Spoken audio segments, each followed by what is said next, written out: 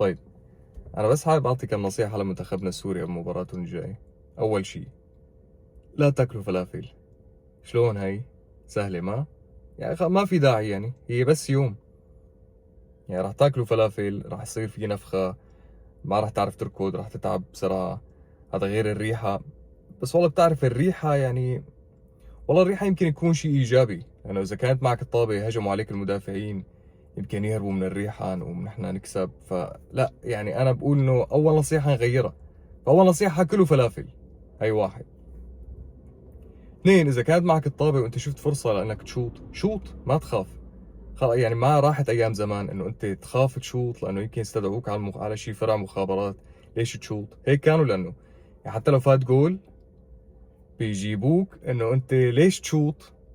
لانه بركي انت شطط وما فات جول، مع انه هو بيكون فاتها، بس هيك يعني. فلا انتوا هلا هذا الحكي ما عاد في داعي له، خلص شوط. يعني لو بدها تطلع لبرا شوط، ما تاكل هم.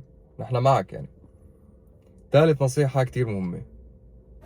بدي الضغط على اللاعب الخصم يلي معه الطابة بحيث انه ما يقدر يتنفس.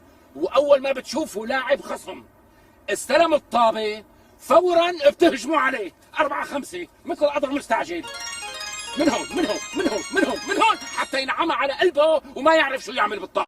تمام؟ بظن واضحة يعني. طيب، رابع نصيحة وهي هي أهم شيء لعمر خريبين. تفضل. وقد ما فيك تلتحش بمنطقة الجزاء التحش. بركي الله سبحانه وتعالى بيعمي على قلب الحكم وبيعطينا شي ضربة جزاء. بظن النصايح واضحة يعني، وما في داعي نعيدها. فامشوا على هي النصايح وإن شاء الله ضمننا الفوز.